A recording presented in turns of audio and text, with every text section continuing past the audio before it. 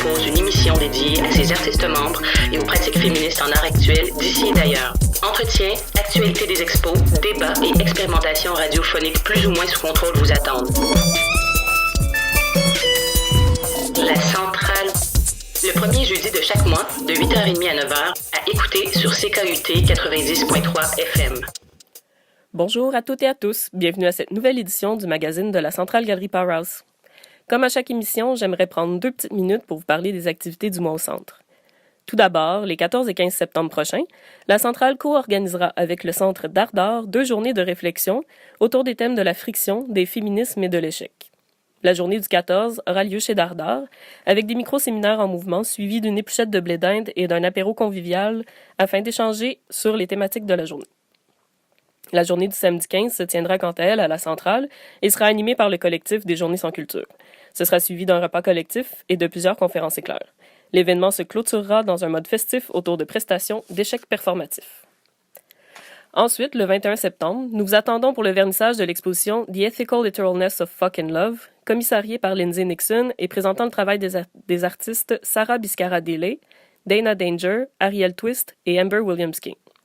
L'exposition, qui se tiendra jusqu'au 19 octobre, traitera de sexualité et d'amour comme processus et tactique décoloniale. Une présentation d'artistes aura lieu le 18 octobre de 6 à 9. Nous aimerions également vous inviter à découvrir le documentaire du collectif des auto-workshops qu'elles présenteront dans divers terrains vagues de la ville entre le 10 et le 15 septembre. Pour connaître les lieux de diffusion, vous pouvez consulter leur événement Facebook sur la page de la Centrale. Restez également à l'écoute pour une entrevue avec elles pendant l'émission. Finalement, la Centrale souhaite remercier les bénévoles du comité radio pour leur travail sur cette émission. Un grand merci à Elena Martin-Franco, Marine Gourit et Marie-Michel Baudouin. Je vous souhaite une très belle rentrée culturelle et une bonne émission. Merci.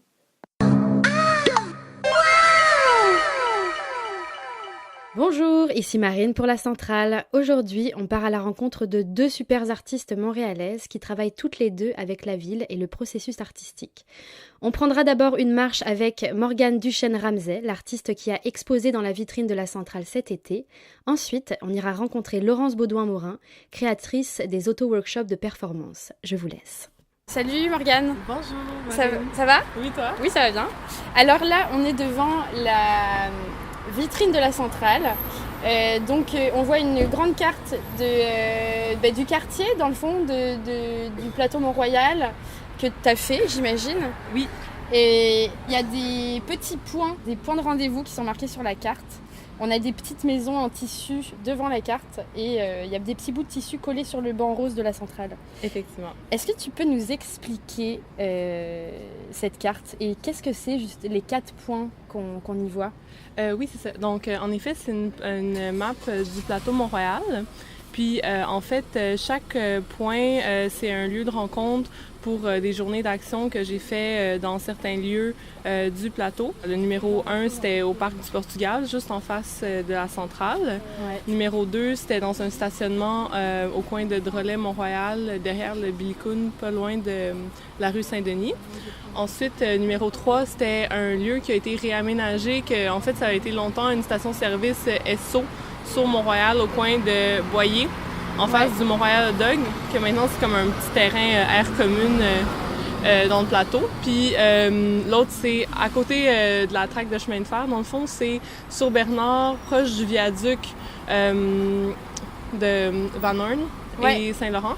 Puis c'est ça, il y a une grande, il y a comme un regroupement d'artistes aussi qui s'appelle Cabane 77 qui travaillent dans ce lieu-là. Donc chaque point représente un point de rencontre pour chaque action que j'ai fait pendant le mois d'août, donc une par semaine. J'ai choisi les lieux en lien avec comme leur proximité avec la Centrale, soit en lien avec comme la communauté qui les habite, ou soit en lien avec comme moi, mon expérience dans le quartier. OK. Parce que j'ai habité dans le quartier 17 ans quand j'étais plus jeune. T'es-tu du quartier? Oui. T'es née dans le quartier? C'est ça, oui. OK. C'est ça, puis moi j'habitais sur Boyer puis Mont-Royal, donc le Mont-Royal Hot Dog, c'est vraiment ce rendez-vous-là était vraiment relié comme plus à mon histoire, à mon adolescence dans le quartier. Je voulais comme un peu comme revisiter les lieux que j'ai connus par ma pratique artistique pour un peu comme faire de l'exploration un peu par rapport aux changements sociaux qui s'opèrent dans le quartier. D'accord. Puis le Myland, pourquoi je trouvais ça vraiment intéressant, c'est parce qu'en ce moment, il y a vraiment une professionnalisation qui se passe dans ce lieu-là. Tu sais, c'est vraiment beaucoup de gens qui fréquentent le lieu qui sont pas forcément des résidents, tu sais, qui sont plus là pour travailler ou bien pour comme l'événementiel ou quoi que ce soit. À l'époque, le Myland, c'était comme une zone industrielle, puis genre le Ubisoft, maintenant, c'était genre la deuxième plus grosse manufacture de vêtements, de Gaspé et tout, tu sais, c'était des entreprises d'électrique. Puis après ça, c'était des champs aussi. Fait que je trouve ça intéressant, comme le parallèle qu'avant, c'était comme un secteur ouvrier. C'était des travailleurs qui avaient vraiment un horaire. Puis maintenant, ben c'est quand même des travailleurs aussi qui ont un mode de vie autre. Mais comme toute la vie qui est axée autour du travail dans ce quartier-là, je trouvais ça intéressant. Est-ce que tu veux qu'on commence à marcher? Bien sûr. On fait un petit tour. Je vais juste te présenter un peu parce que, en fait, je t'ai pas encore présentée. Donc, je suis avec Morgane Duchesne-Ramsey. Oui. Morgane, tu vis à Montréal. Tu es artiste et tu es couturière. Tu travailles d'ailleurs en tant qu'artiste et formatrice de couture dans des organismes visant la réinsertion sociale. Et selon ce que tu décris dans ta démarche, ta pratique artistique et ton métier centre influence. Et cette relation entre ton travail et ton art vient souvent teinter tes œuvres. Cet été, tu as été l'artiste qui a investi l'exposition vitrine de la Centrale pendant tout le mois d'août. Mais cette exposition était donc aussi accompagnée de journées actions, des tours de blocs, comme dont on vient de parler, que tu avais planifiées dans plusieurs lieux publics. Oui. Où est-ce qu'on tourne ici? Oui, Voilà, donc là, tu nous as dit un peu pourquoi tu avais choisi ces lieux, ces points de rendez-vous pour tes tours de bloc. Est-ce que tu peux nous expliquer plus précisément ce que tu faisais dans ces tours de bloc? Oui. Alors, la première journée, en fait, c'est que j'ai commencé une action sur le banc de la Centrale parce que je voulais comme investir un peu comme entre le lieu public puis la galerie, tu sais, faire une transition. Puis sur le banc de la Centrale, qu'est-ce que j'ai fait? C'est que j'ai comme fait un collage avec des morceaux de tissu. Ça fait comme une courte pointe, mais c'est collé. Je trouvais qu'il y avait une ressemblance avec les motifs des tuiles du Portugal. Puis on s'est mis à faire cette action-là, donc faire comme un genre de patchwork temporaire dans le parc du Portugal. Après ça, en fait, c'est ça, c'est que chaque journée, chaque action venait du processus de la courte pointe. Puis moi, en fait, comme ma base, qu'est-ce que j'ai comme courte pointe, c'est que ça forme une maison ensemble. Tu sais, comme les courtes pointes qui sont exposées en galerie. Oui. J'en ai 5. Puis ensemble, tu peux les assembler comme une maison. À l'aide d'une structure? Oui, c'est ça. OK. Puis après ça, aussi, comment je les ai disposées dans l'espace public, c'était plutôt comme des tentes. OK. Puis j'ai invité les gens à venir faire l'action de piquer. Donc, je voulais comme créer un peu comme différents types d'habitation avec les courtes pointes dans l'espace public. Donc, soit la maison qui est comme un domicile permanent ou les tentes qui est plus transitoire. Puis, en fait, c'est qu'autour de la courte pointe, le contexte de cette pratique-là, puis des pratiques du textile, puis d'autres pratiques domestiques, c'est comme un contexte dans la sphère privée domestique où les femmes se retrouvaient, puis il y avait comme de l'entraide, un voisinage ou bien comme une camaraderie, mettons. Entre les gens du coin, de la communauté. Bien, dans plusieurs cultures, le textile, c'est comme un lieu de ralliement, souvent pour les femmes, mais aussi pour les hommes dans certaines cultures. Mais avant, comme que ce soit popularisé, ou comme par les Amish aux États-Unis, c'est eux qu'on associe beaucoup cette technique-là à cette communauté-là. Mais avant ça, c'était quand même pratiqué dans plusieurs cultures aussi. Puis en fait, c'est ça, c'est que je voulais comme recréer des contextes qui sont peut-être de la vie privée dans l'espace public pour comme recréer un peu un autre type d'interaction sociale que celle qu'on a normalement dans ces lieux-là un peu de transition urbain. Puis pourquoi la courte pointe en particulier? Pour moi, c'est comme très apaisant pour mon cerveau de faire ça parce que c'est comme plein de morceaux qui s'imbriquent un en autre puis qui forment un plus grand tout par après. Puis aussi, dans le temps, comment c'était pratiqué, c'était pour récupérer les vêtements.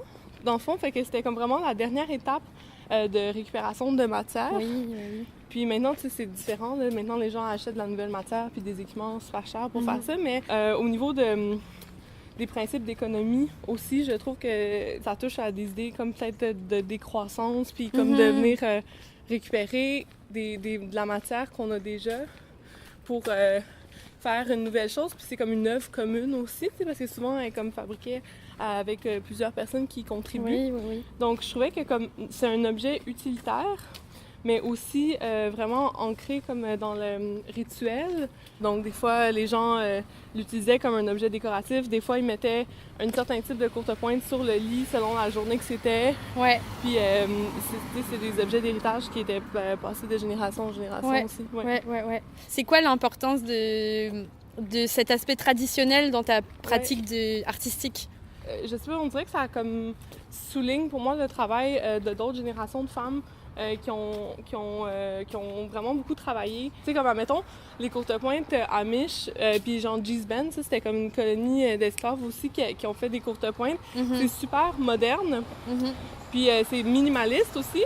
Puis c'est comme des compositions vraiment pour l'époque qui n'avaient jamais été vues dans l'art contemporain.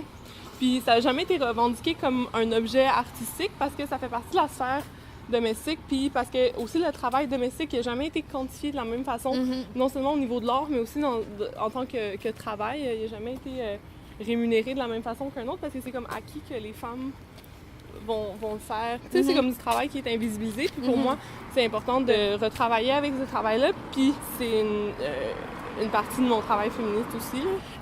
Aussi maintenant, qu'est-ce que je trouve intéressant, qu'est-ce qui se passe avec le système économique dans lequel on est, c'est que, admettons, il y a des gens qui vont se réapproprier ces pratiques-là pour les commercialiser. Ouais. Comme, tu sais, genre avec tout Etsy, Instagram, Pinterest, ben, les gens, ils font comme des business de trucs DIY et tout. Puis en fait, je trouve ça intéressant parce que c'est très difficile de commercialiser ça parce que c'est super long à faire. Puis ce travail-là, il n'a jamais été comme monétisé vraiment. Puis pour moi, comme ce type de travail-là qui est vraiment de longue haleine, puis qui est comme un peu axé sur la décroissance justement, ben pour moi, ça m'inspire au niveau économique, tu sais. Puis puis je trouve ça correct aussi que comme on puisse pas rentabiliser toutes les activités, qu'il y a des activités qui sont pas rentables puis qui prennent leur sens dans l'action de les faire plutôt que dans l'action de les commercialiser ou bien en tant que produit. Puis, donc, tu es couturière dans des organismes qui aident à la réinsertion sociale? Oui, c'est ça. Depuis peu, j'ai commencé à travailler dans des organismes communautaires. Ouais. Là, en ce moment, je travaille dans un organisme pour des personnes qui ont des problèmes de déficience intellectuelle ou qui sont dans le spectre de l'autisme. Puis, à un moment donné, je travaillais aussi en santé mentale. Le travail que je fais avec eux, c'est par le biais d'une technique artisanale. C'est comme eux, ils font des créations, dans le fond. Puis après ça, c'est comme ça leur redonne un peu confiance en eux. Puis ils apprennent une nouvelle technique. Puis à travers ça, comme ça les apaise aussi parce que c'est comme souvent des techniques super répétitives. Puis assez complexes techniquement aussi. Donc tu sais, ça devient comme un genre de savoir-faire. Puis par ces méthodes-là, ça devient comme un peu une activité thérapeutique. Pour moi, l'intérêt de travailler dans l'espace public, c'est justement d'aller à la rencontre de personnes qui sont pas forcément dans la même situation sociale que moi, économiquement, au niveau de la profession, au niveau de l'identité. Puis, en fait, c'est que je trouve qu'il y a plusieurs enjeux qui m'intéressent politiques. Puis c'est juste que je trouve que des fois, comme si on est dans un milieu où on a des idées similaires, ben on peut avoir des conversations jusqu'à un certain point. Ouais. Mais moi, qu'est-ce qui m'intéresse vraiment, c'est comme d'avoir un échange avec des gens qui ont pas qui sont pas dans la même situation, qui vivent pas la société de la même façon. Ouais. Donc après ça, puis aussi, forcément, d'avoir des interactions sociales avec des gens que t'es pas habitué d'avoir parce que, tu sais, on se tient quand même avec des gens qui ont des intérêts communs, qui sont dans les mêmes milieux que nous. Puis je trouve que juste le fait d'avoir des interactions avec des gens qui ont comme complètement une autre expérience de vie, puis du système, puis de la société, ben c'est formateur, puis ça donne une autre perspective, puis c'est ça qui m'intéresse. Tu parles de care dans ta démarche. Comment il s'incarne, justement? Comment tu parles de le politiser aussi? Oui. Comment? Je trouvais que en allant dans certains lieux, en fait, je me rendais compte que ces lieux-là étaient habités par certaines communautés. Puis, en fait, c'est que j'essayais vraiment de pas trop m'imposer, tu sais, comme au nom de comme... l'art. Oui, c'est ça. Ouais. Donc, je voulais faire attention aux personnes qui habitaient ces lieux-là. Comme, admettons, il y a plusieurs lieux qui sont des lieux de squat pour des personnes qui n'ont pas de domicile fixe, mettons. Donc, j'ai essayé de plus prendre en considération ça au cours du projet, puis de faire plus attention, en fait, aux gens qui habitaient les lieux de façon différente, parce que je me sentais responsable quand même. Je suis pas responsable des choses qui se passent dans l'espace public, mais je me sens responsable de l'interaction sociale qui est créée par moi, mon projet. Ouais, ok. Voilà. Ok. Ben moi, je trouve ça très fun de t'interviewer, Morgane. Merci d'avoir accepté l'entrevue. Merci à toi. Puis, à une prochaine fois. Oui.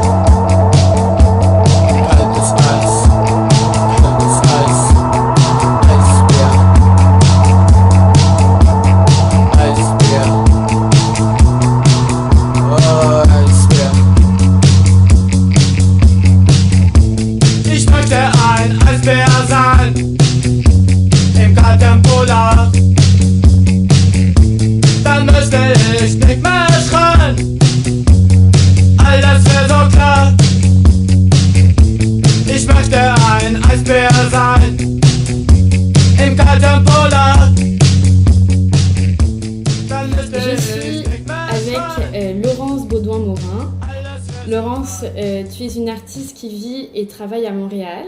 Tu as une démarche essentiellement performative qui articule l'espace public avec les notions de commun, de féminisme et d'émancipation processuelle. En mai 2016, avec Rose Della Riva, tu crées les auto-workshops, donc des rencontres ponctuelles sur un terrain donné ouvert à toutes les personnes qui ont envie d'essayer la performance, mais avec une information qui se transmet de bouche à oreille. Et aujourd'hui, cela donne un collectif mouvant qui construit des expériences ponctuelles communes le temps d'une rencontre. Bonjour Laurence. Salut. Ça va? Ça va très bien. Est-ce que tu peux nous expliquer un peu plus en profondeur ce que sont les auto-workshops? Avec plaisir. Donc, en 2016, Rose et moi, on suit des workshops avec des artistes professionnels. Notamment, on en suit un avec Sylvie Tourangeau et Victoria Stanton à Trois-Rivières. Et c'était une expérience incroyable parce qu'on a réalisé à ce moment-là qu'à travers une expérience de groupe de cette manière-là, tous les savoirs qu'on pouvait se partager puis se pratiquer en l'espace d'une fin de semaine, on arrivait à se développer très rapidement, pousser plus rapidement notre langage performatif. Donc on est revenu à Montréal puis on avait envie de repratiquer ces exercices-là, mais aussi de partager avec notre communauté, nos amis. Donc à ce moment-là, il y avait une occupation qui était amorcée sur le terrain vague au coin de l'avenue du Parc et Van Horn. C'était avec des meubles et des objets qui avaient été ramassés à la rue. J'avais fait un aménagement plutôt surprenant avec aussi la contribution des voisins et des voisines qui amenaient eux aussi des objets. Donc c'est rendu déjà une grosse base d'inspiration pour nous. Donc ça stimulait un imaginaire pour les passants, les passantes, puis les gens du quartier, de voir cette installation-là qui est en plein milieu d'un terrain désert, parce que le terrain vague au coin de Parc et Van Horn, c'est un terrain qui est tout en gravier, puis il n'y a vraiment aucune dénivellation, donc c'était vraiment visible de la rue. Ça attirait le regard, ça attirait la curiosité, puis il y a beaucoup de gens qui venaient s'asseoir avec nous, prendre des bières, discuter. Pourquoi est-ce qu'il y avait une occupation de ce terrain à ce moment-là? Est-ce qu'il y avait un bâtiment avant sur ce terrain? Est-ce que... Oui, exactement. Il y avait un bâtiment pendant des années abandonné qui était là. Puis il y avait une grosse réappropriation citoyenne de l'espace pour aller voir le lever, le coucher de soleil, aller découvrir les sous-espaces qu'il y avait, tous les étages, l'été, l'hiver. L'hiver, il y avait une grosse patinoire qui se créait parce qu'il n'y avait pas de fenêtres. il avait enlevé les fenêtres pour pas que les gens dorment à l'intérieur. Donc, il y avait c'était vraiment un antre surprenant qui avait pas de contrôle non plus. Donc, on se sentait libre dans cet espace-là, puis on se sentait libre d'aller directement vers l'autre, on se retrouvait entre ces murs-là, parce que finalement, cette curiosité-là est commune, donc c'est ça qui nous lie, puis c'est ça qui qui facilite des rencontres. Comme au même titre que je crois que quand tu croises quelqu'un sur un terrain vague, déjà là, il y a une affinité il y a un point commun. Oui, c'est clair. Est-ce que toi, si tu le fréquentais, ce bâtiment-là, avant que ce soit détruit? Oui. Alors, je suis déménagée ici en 2012. Il a été détruit en 2014. Donc, pendant 2 ans, je l'ai beaucoup fréquenté. Ouais. Puis, j'ai assisté à sa démolition. J'ai fait un projet, d'ailleurs, sur la démolition, à récolter les témoignages des personnes, des passants, des passantes sur leur expérience du building avant la destruction. Donc, j'ai ramassé vraiment beaucoup de témoignages surprenants, puis des gens qui étaient déçus que ça... déçus, c'est un mot faible, peut-être, mais qui disparaissent. Donc là, j'ai vu que c'était pas dans ma tête qu'il y avait autant un engouement pour ce terrain-là, puis ce coin de rue-là. Donc, c'est pour ça que l'été 2016, j'ai voulu restimuler cet espace de rencontre, donc cet état-là de rencontre. Donc, j'ai ramené les objets pour faire une installation. Et pour continuer à faire vivre ce terrain, et comme pour pas l'oublier, ou pour le raviver, ou pour lui donner une nouvelle vie? Je veux pas dire nouvelle, parce que j'aime pas l'idée de cassure. J'aime mieux penser que c'est en écho au building, puis que les meubles et les objets symbolisaient peut-être qu'est-ce qu'il y avait avant sur le terrain, mais symbolisaient ce qu'il y avait avant, mais c'est ce qu'il y avait maintenant, puis c'est comme ça qu'on l'utilisait maintenant, mais ça permettait de se re-rencontrer encore. Je sais pas si on était nécessairement dans une optique de réaménagement de l'espace du terrain vague, mais par contre, on en changeait la fonction. Puis ça, c'est vraiment important. On passait d'un non-lieu urbain à un lieu de rencontre puis de partage. Puis là est l'essence, tant qu'à moi, de ce fait de se réunir là, dans les auto-workshops, dans l'action collective, puis dans la mise en commun, puis la mise en action aussi qui est partagée. C'est vraiment ça qui se passe, c'est qu'à travers tous ces petits exercices-là performatifs, c'est pas tant de la performance qu'on va chercher que cette mise à l'action-là. Puis finalement, ça devient un peu un prétexte à créer de la mise en action. Ce terrain-là, précisément, assurément que ça pourrait être une mire intéressante pour les développeurs immobiliers de condos, mais il est zoné industriel, donc c'est ça qui nous sauve finalement. Comment c'est arrivé les auto-workshops? C'est ça, on est allé à ce terrain-là parce qu'on le fréquentait déjà beaucoup cet été-là, puis parce qu'on avait appris des exercices à partir d'objets aussi dans les workshops professionnels, donc on est allé activer les objets qu'on avait déjà apportés au terrain. Après ça, on a invité, j'imagine, toute notre communauté d'amis, mais on était exclusivement des femmes pour la première fin de semaine. On voulait reproduire exactement qu'est-ce qu'on avait fait à Trois-Rivières, donc on l'a fait sur une fin de semaine, mais finalement, c'est la seule fois qu'on l'a fait en 2 journées. Maintenant, après, ça a toujours été seulement une journée. La première journée, c'était Claudel, Rose et moi. Puis on a tellement eu du fun, là, c'était vraiment très euphorique de se donner des exercices comme ça, puis que ça réussisse, puis ça fonctionne si bien, dans le fond, de réaliser nos capacités, de se laisser du temps comme ça, de prendre le temps de se rassembler, puis de se montrer qu'est-ce qu'on connaît, puis d'échanger nos savoirs, de brouiller nos savoirs respectifs. On a vraiment fait une grosse base d'exercice cette journée-là. On a vraiment parti dans tous les sens, puis on a essayé beaucoup de variétés d'exercices. Puis on a compris à ce moment-là qu'on avait créé quelque chose, là, puis qu'il fallait vraiment qu'on reproduise ça, les auto-workshops. C'est difficile de raconter une performance du terrain vague. Quand j'y réfléchis, il y a plein de fragments qui me reviennent en tête, mais je suis pas sûre que je pourrais me souvenir d'une performance de quelqu'un au complet. Une performance qui me revient plus clairement là, c'est une performance de Rose couchée sur la table à dîner avec la nappe blanche. Mais je sais même plus qu'est-ce qui se passait. Laurence avec les gros blocs de béton, Claudel qui se casse la vitre dessus, Gab qui avait mis un poteau par-dessus l'autre poteau de signalisation, Florencia qui faisait quelque chose avec des bâtons et un abat-jour. Ce sont des images qui m'habitent. J'ai l'impression que je pourrais me mettre à écrire et là je suis sûre qu'il y aurait plein de détails qui reviendraient et que des liens se referaient. Comme, est-ce que c'est cette journée-là ou cette journée-là? C'est comme si tout se mélangeait dans un même contenant. Pourquoi vous avez appelé ça les auto-workshops, justement? Auto, ça réfère au fait de faire soi-même. Donc, l'autonomie, l'autogestion.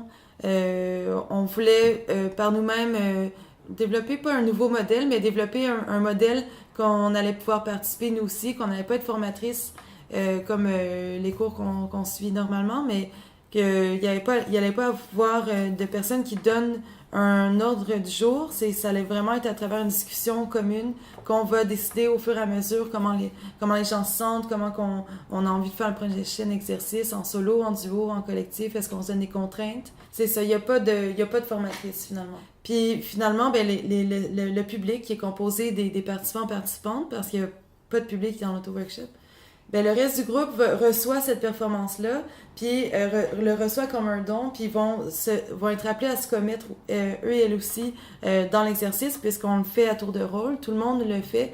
Donc, ce qui permet aux personnes qui le font à ce moment-là de pouvoir aller plus loin dans leur proposition, dans leur expérimentation, parce qu'il y a vraiment ce climat de confiance-là qui est créé. Le fait que tout le monde participe, ça fait en sorte que les gens se sentent rapidement plus à l'aise aussi. Je pense que l'expérience à Montréal, c'est en collectif et pas un collectif. Mais après, peut-être que c'est une manière plus poétique de penser une expérience d'un groupe qui se forme à une date ponctuelle parce que le fonctionnement de cette journée-là ou l'expérience de cette journée-là en performance, émotionnellement et socialement, va toujours être différente d'une autre date. Je n'aimerais pas les coins de rue du documentaire vivant. Okay. Mais d'ailleurs, est-ce qu'on peut parler de ce documentaire vivant? Oui, avec plaisir. De quoi il s'agit en fait? Depuis 2016, j'ai écrit mon mémoire parce que c'est mon projet de maîtrise, finalement, les auto-workshops. Puis pour mieux comprendre l'expérience qui se passait au terrain vague, j'avais envie de faire une collecte de témoignages auprès des participantes. Donc, depuis ce temps, je fais des entrevues, justement, avec les personnes qui ont participé pour mieux comprendre, parce que moi, j'ai une compréhension très...